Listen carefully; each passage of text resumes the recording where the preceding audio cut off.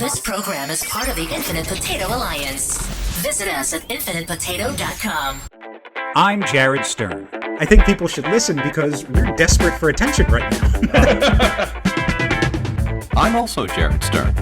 This is what I like to call an exercise in benign narcissism. I'm Gamer Jared Stern, and you are listening to Between Two Sterns.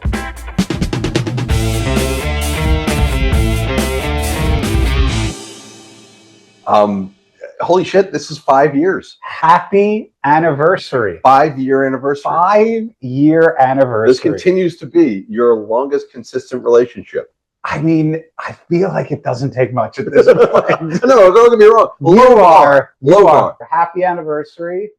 Happy New Year. Belated Hanukkah. Merry Hanukkah and Christmas. Yeah, and my mother got you a little Christmas gift. Yeah. No, she didn't. Yes, she did. You have it in your pocket right now? Right there. Oh my goodness. And I know it's not lost on you that my mother got you A Christmas ornament. a Jewish Jared Stern, a Christmas ornament. It And is- when I say got, I mean made. Made. Yeah. Not with her hands, but ordered. That's fine. And why don't you show for the people? We both have one. I have one as well. So on one side, we have the logo Between Two Sterns. And on the other side, Yep, the most important thing, that's right. Best of DC, That's best right. local podcast right right. there. I only wish I could have gotten this from you before the holiday, because we do have a tree in our house because Andrea is Catholic and Yes, that's she right. decorates for the holidays. So I only got it on Christmas. That's when she gave it. And a little backstory for this. I don't know if I've talked about this on the podcast, but my mother has the absolute, without question, greatest Christmas tradition that has ever existed. And Which so, is? from a very young age, and she complains about still having to do it, but still a wonderful tradition. Very young age. What my mom did was every year, each one of us got an ornament to reflect a big accomplishment or something that happened in that year. Okay. And so, as we've gotten older, looking at what started as one Christmas tree and has evolved into multiple trees and far too many ornaments to keep track of, is almost like a timeline of all of us growing up throughout the years. Plays that we were in, school accomplishments, Right. trips. So you're saying that as you get older, there are fewer and fewer accomplishments that you can hook into? Well, for some of us, and by some of us, I mean me. But yeah, as we've gotten older, it's just, 4 of us times whatever, 40 some years at this point, it just adds up. And so this year, my ornament was this ornament.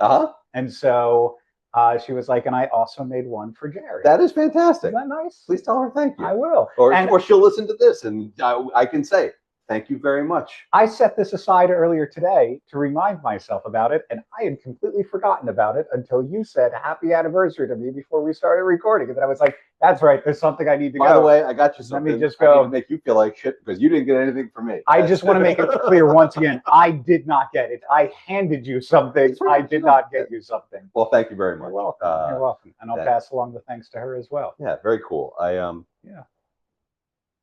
Did you have a good holiday? I did. Because we haven't spoken really since the last episode, and that was definitely pre the last 2 weeks of the year. So holiday season is a little crazy. Rachel, my girlfriend, and I, let me rephrase that, especially given my history of relationships.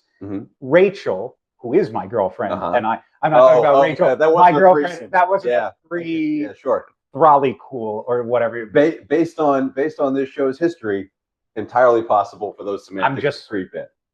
Rachel, for those who are just listening to this episode, who is my girlfriend, and I, we have 4 Christmases we celebrate. Oh, wow. Which is a lot of Christmases for a half Jew. Yeah. It's just I don't know how that fraction works, but it ain't, the numerator is quite large. So her mother's side of the family, the Smiths, mother's maiden name is Smith. There are 4 Smith sisters, and every year, all the 4 of them and their partners and cousins and all them, they get together. So that's the Smith Christmas. Okay. And Rachel's father, the Townsends, they have their Christmas. Okay. Then we have Stern Christmas, which just sounds great on the ear. Stern Christmas, which is my parents' family, and then just Rachel's mom and dad, her sister, and her sister's children. So that's happening this next weekend, January Christmas. And so, yeah, it's a lot. I historically have never dated anyone who has not only had such a large family, but had such a large family in such close proximity, and also who I saw as much as I see Rachel's family. And so I could draw the entire map of Southern Virginia at this memory. We drove to Smith Christmas was in Monterey this year, in the mountains of Monterey. Okay. Very small town of like maybe 1,200 people. Okay.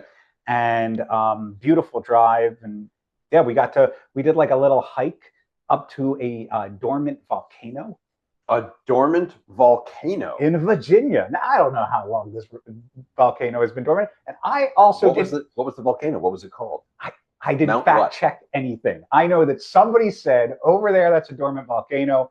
Nobody argued it, and it belonged to a neighbor's house.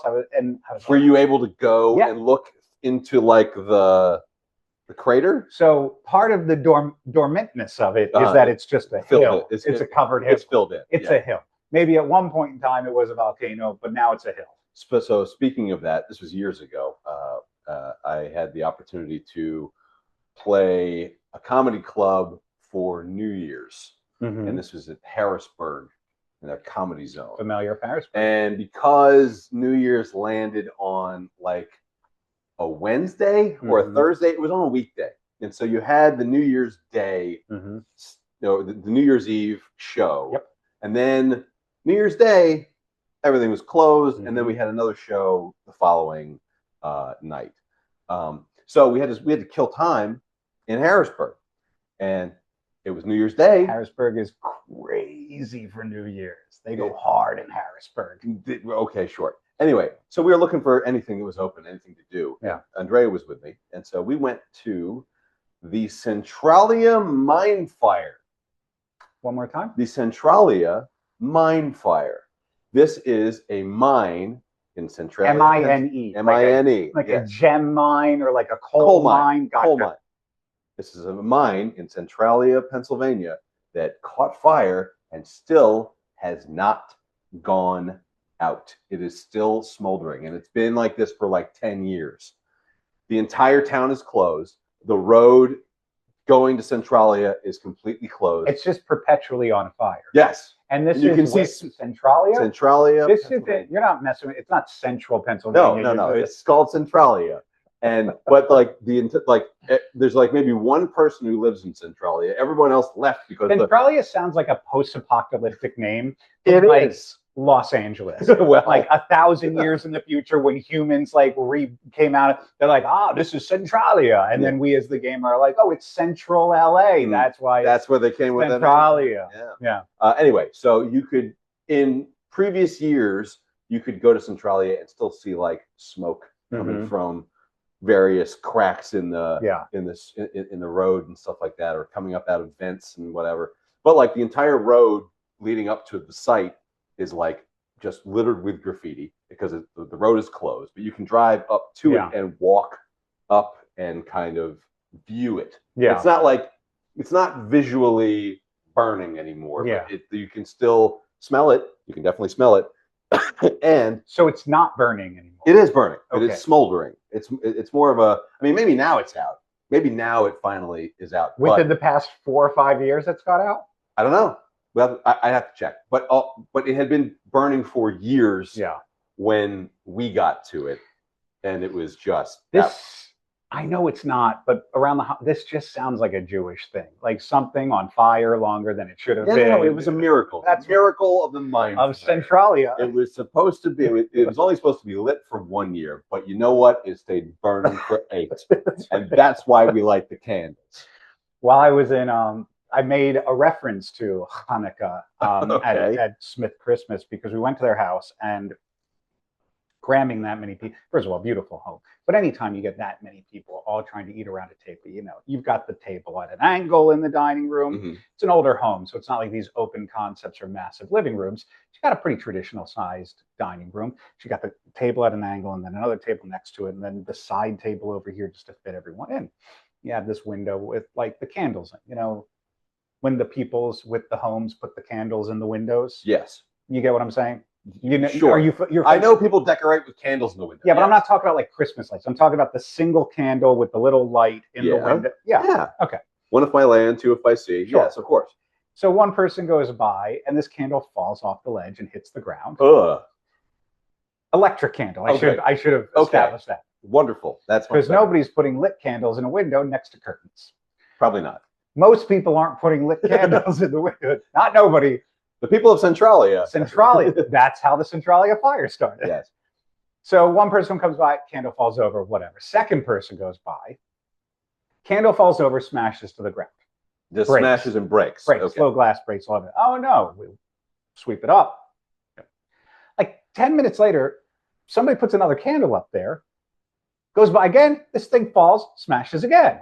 I think the problem is with the candle holder. First of all, they're not taping the candle down to the windowsill. They're just expecting nobody to move by. Now this sparks a whole, like, we got to tape it down. We got to do this. And finally, because I'm the only one even close to this, I was like, guys, I know it's my first time here as part of Christmas, but we don't have to do like a reverse Hanukkah thing for me where we break a candle for every Hanukkah at this point. It went over very well. Sure. And then I just George Costanzas and walked out. Yeah, I was like, that's it. Thank you. Good. Good night, everybody. Mazel tov. Merry Christmas, everybody. Did you get anything good? For Christmas? Yeah. For either gift giving holiday. Yeah. We don't do gift giving for Hanukkah. We do something else. It's Hanukkah? That's which is fun. Well, you know what, with the Jewish holidays, they do tend to bounce around. I'll tell you when. Yeah. It's I'll tell you when I was really locked into like Yom Kippur and Rosh Hashanah when I was in school. Sure. Because I knew when I had off. Right. Yeah, those were locked in and dialed in. Passover, Hanukkah, who gives at this age, who gives a shit unless I'm getting off work from it. But yeah, I mean, what do we get? So first of all, Rachel's has 3 cousins all around her age, all girls, and they do this great tradition. It's called their favorite things tradition. Okay. Great strategy for Christmas. It's like Oprah's favorite thing. Exactly. So whatever your favorite thing that year was, you buy that thing for everybody else. Oh, that's nice. Share the joy. Tight, like no. And so. What was her favorite thing? I forget. It was like some. No. I didn't get it. Rachel, who is my girlfriend. Rachel's girlfriend. No. Rachel. Her thing was like a skin, a face cleaning thing, like one of those things. It doesn't. I didn't get it. She got it for other people. Yeah. The point I'm making is for the first year ever, maybe, all 4 of the cousins all have significant others. Oh, okay. Each of the other 3 are married. Rachel and I are obviously dating, and so the question came up. Rachel was like, they're trying to figure out, we're trying to figure out if the guys want to participate in favorite things. Okay. And she said, before I even got a chance, she's like, I already know what your answer is. And I was like, great. And she's like, which is no. I was like, that's correct. Yeah. I was like, did any of the other ones want to? But I was the first one who was asked. I was starting they were kicking her, or Amanda, her cousin, was kicking her out there. I said, I think the way to answer this is the same way I describe the greatest gift me and my siblings have ever given each other in our lives. Which is? And the greatest gift my brother Connor, my sister Ashley, and I have ever given each other is the gift of never having to give each other gifts for the rest of our lives. First of all, we know this. Stern birthday week, you're a part of. We're all born in the same 5 days. Like my whole family's born in the same week. So that's when all the gifts are being given? No. Even that, none. Really? Nothing for birthdays? We've gone over this before, but my sister, I'm September 16th. My mother's the 20th. My brother's the 21st. My sister's the 23rd. My dad's the 28th of September. Right. We usually rally together and get my parents something. But the 3 of us have we do not get each other gifts rule. Wow. Nothing for birthdays, nothing for Christmases. The greatest gift ever is to not have to stress about gift giving. But you shouldn't have to stress about it. Yes, you should. And here's why. We are adults with jobs at this point. Right. You have the disposable income to get something for somebody. Exactly. If I want something, I'll fucking buy it for myself at this point. Okay. And they don't know enough about what I like or don't like on a day-by-day basis to know what the correct thing to get me is. We don't need to accumulate a bunch listen to this podcast? No. We don't need to accumulate. We don't need to accumulate Chili's gift cards. We have our Chili's gift cards. By the way, I know. That's why I dropped it in. I saw it up on the fridge. We need to go. Yes, we do. But for gift giving, my significant other, Rachel, love her to death. Of course, I know what Rachel wants. Of course, I want to do a gesture to her. But I don't need to be dialed in on that level. I cannot stress to you enough the relief, the stress relief of not having to worry about getting a gift. And it's the greatest gift ever. I got you. No, I buy myself something around my birthday and I'm like, you know how I can afford this? Not worrying about buying it or something. So I can buy myself something just a little bit better. And I hope they do the same as well. And so that is our Christmas gift to each other. We see each other, but we do not buy each other gifts. Wow. And so we did not participate in the giving of gifts thing. Gotcha. But yeah, that was I actually got something pretty big. Yeah, what'd you get? The flu. Oh yeah, you did. You got sick. Yeah. Did you have your flu shot? No. But apparently, and we spoke to somebody who is a friend of my mother-in-law. We were in Fort Lauderdale to visit her. Oh, I'm sorry. But apparently, they got it wrong this year. And the flu shot's for the wrong strain. Oh, is what they said. Oh, but yeah, because we flew on an airplane. Yeah, and we're cocky. We both got home and were various shades of it was a mild case, thank goodness. But we were down for about a week. Just out of courtesy for everybody else, we just did not participate in life for outside of the house for about a week. Well, I know something you did a little bit in your downtime. What's that? You hunted for more Jared Stern. I did. And you know what? Every once in a while. Look at that transition. Such a transition. Let's just take a moment to appreciate that transition. Yeah. And edit. There he is. Welcome. How's it going, Jared Stern? Good. How are you? We're doing great. Yeah. Glad to meet you. It's good to meet you too. Where are you calling us from? So I live here in Ogden, Utah. Okay. Great. And what pray tell do you do in Ogden, Utah? Pray tell, what does that mean? Please tell us. What do you do in Ogden, Utah? Sorry, we're very old. And so pray tell is a old expression. It's an old expression. Just more of like so fill us in. Yeah. What do you do? What are you about, man? I don't know. I'm looking for work right now. I don't have anything to. There's nothing that makes you a specific, a unique Jared Stern. Yeah. So, a little background about yourself. You're based out of Utah. Yeah. Yeah. Were you born out there? No, I started living here when I was like 13. Okay. Where were you before that? I was born in like Washington. Oh, what part of Washington? Kind of like, it was like Auburn. Okay. So first of all, welcome to the show. Yeah, welcome to the show. You are the 13th Jared Stern. Jared Stern that we have talked to. And so a little background, Jared and I are both stand-up comedians. We've known each other for 20 years at this point, but only became real friends about 5 years ago when the pandemic hit, couldn't get up on stage. And we were like, we should start doing a show. And just on a whim, we threw it out as a joke. We should start interviewing other Jared Sterns, and it's kind of taken off from this point. So just so you're aware, this is the Jared Stern who you've been, I guess, emailing back and forth and talking to on Facebook. So as the 13th, there's one question I always like to start off and ask, which is, how much of a scam did this feel like at first when Jared first reached out to you to be like, hey, we also have the same name? I don't know. I was kind of more just unsure. I don't know. Yeah. Well, welcome on the show. It's a pleasure to have you here. Honestly, we're just kind of like, what started out as really just like, whenever we Google our names, I don't know if you've ever Googled your name. There's a director, Jared Stern, that always comes up. He did like Lego. Yeah, I know that guy. Yeah. So the like a producer or something. Or something. So the original idea was, let's see if we can try and get him on the show. And then it turned out Jared had a friend of a friend, and it became like way too easy. We got him on the show in like 2 weeks. And so as a joke, we were like, let's see if we can find others. So now it's become kind of this like fun social experiment of like a meme, sort of. Yeah, kind of like the Spider-Man meme. And so for the 100th episode, we had, I want to say 11. I think we had 9 and us. We had 9. So we had 11 Jared Sterns total on for the 100th episode. And we're just going to like try and get to know you a little bit.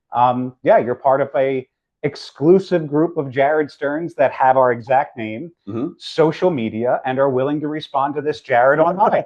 So you have hit all 3 of those criteria. You are part of our boutique multiverse. So how old are you? I'm 26 currently. Okay. But I'll be turning 27 here in a week and a half. So. Oh wow! Happy birthday! What kind of hobbies do you have? I don't know, just video games. I don't really do much. Hey, you're in a strong collection of video gamers here. What do you play? What do you play? Like Final Fantasy, I don't know. Oh, I love Final Fantasy. One of my favorite series of all times. Absolutely.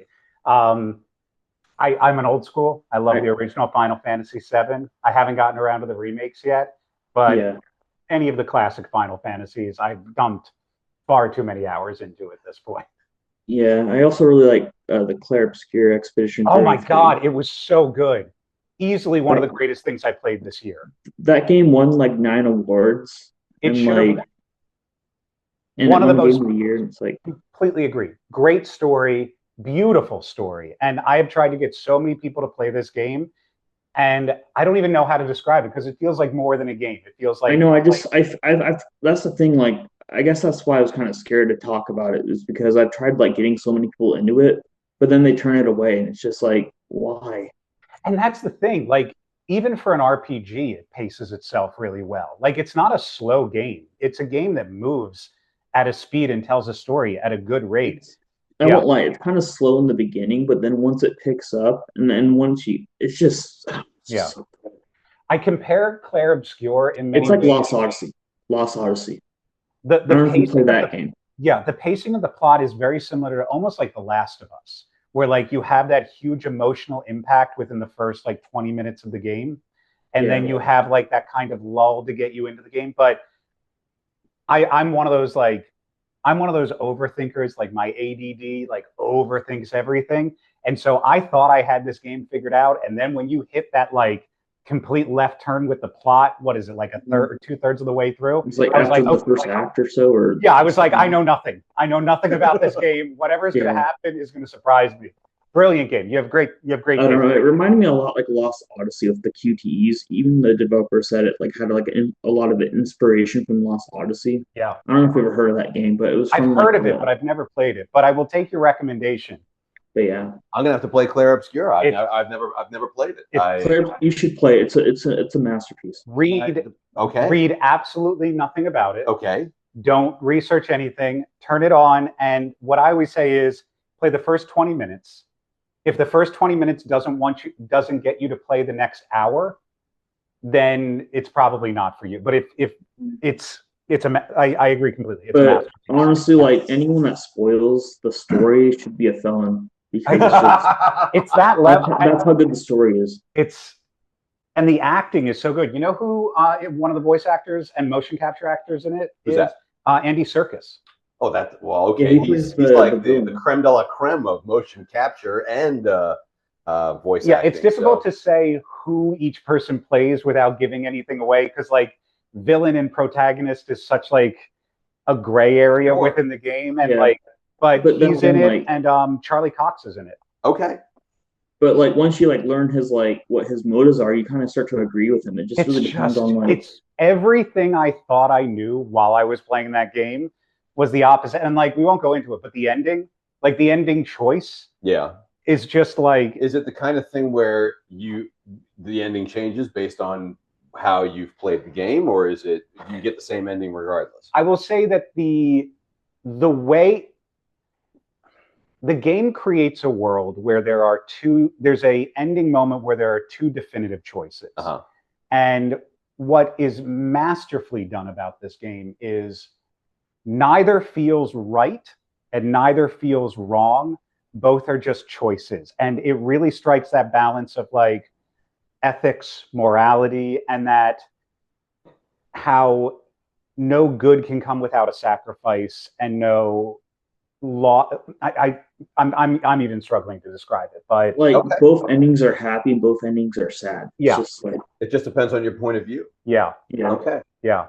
It's a magnificent game. I highly, highly recommend it. One other final thing is we need to come up with a way to distinguish you from other Jared Sterns, because as we email and talk about all of us, it's impossible. So first of all, did you ever or do you have a nickname? No. Yeah, us No, neither. us either. No. Virtually no Jared Sterns have ever had nicknames, because it's not like the Jared translates into a J or anything like that.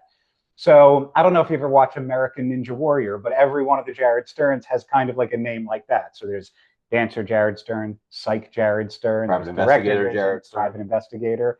Do you have anything about yourself that you find like distinctive about you that you'd like to use as your kind of Jared Stern? Probably do a gamer Jared Stern. Okay. I like it. All right. You have a great taste in games. I think that you should be gamer Jared Stern as well. I hope you take some you've enjoyed this on some level, because we very much enjoyed meeting you. Yeah, it's been a real pleasure having you on, Jared, and thank you so much. All right. Take care. Later.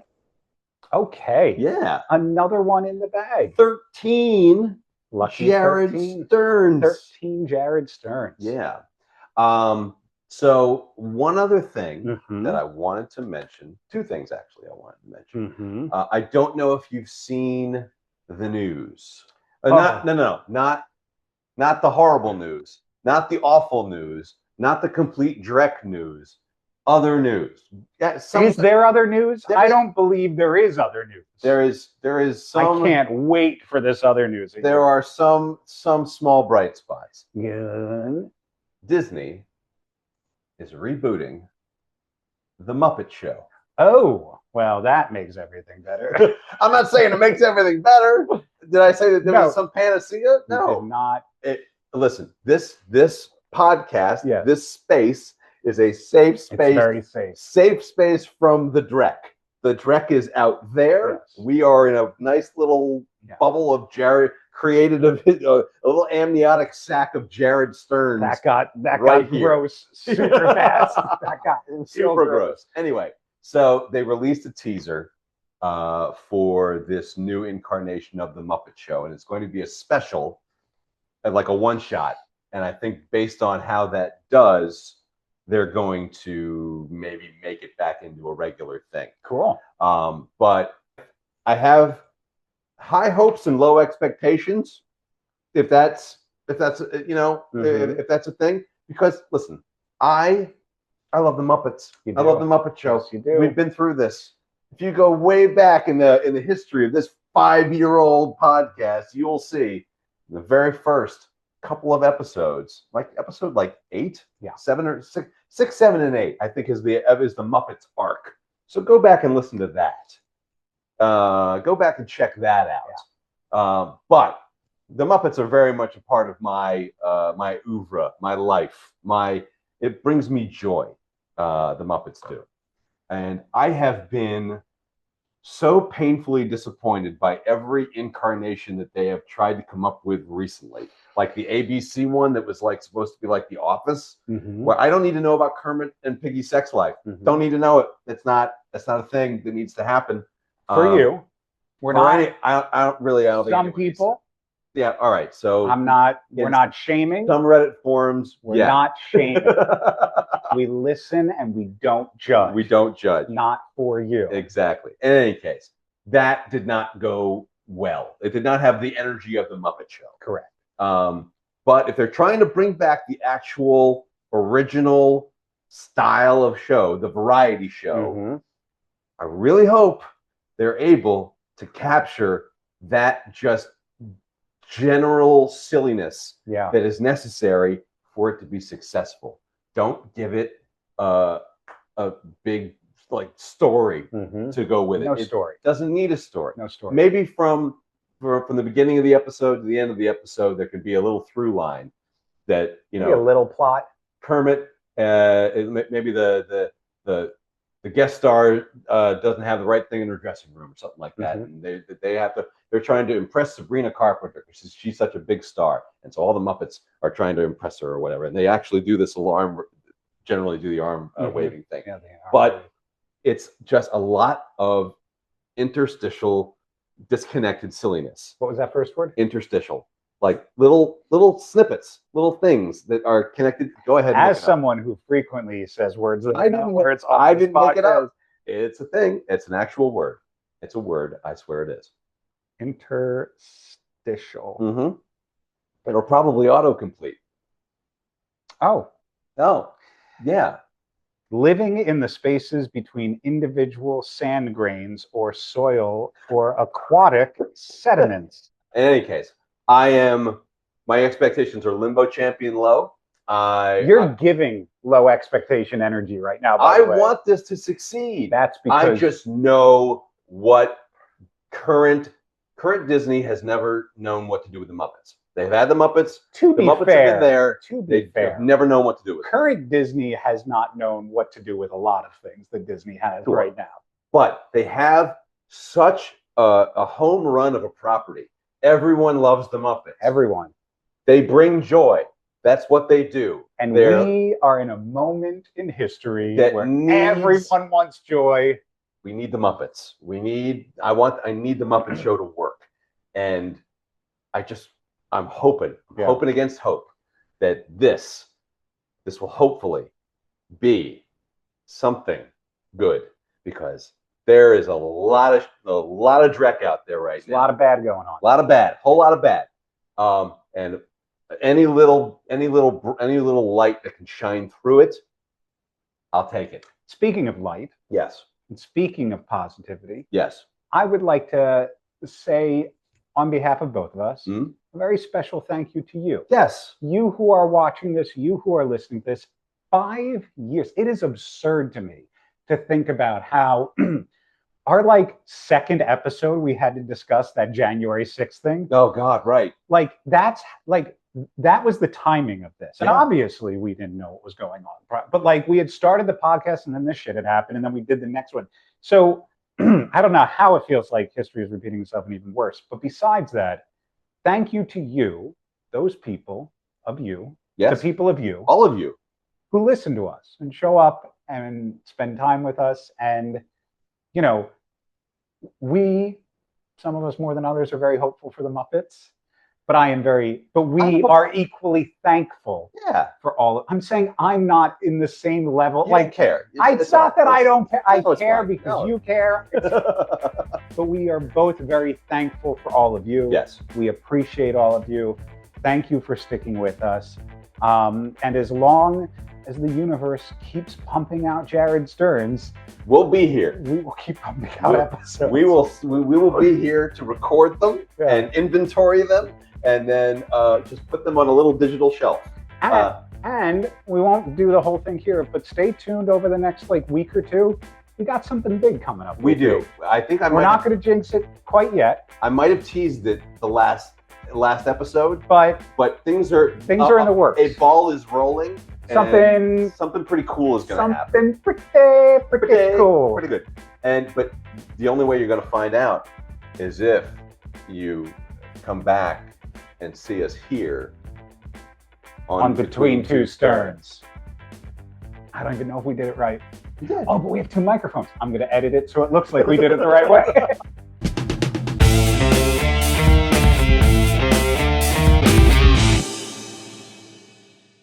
Hey, everybody.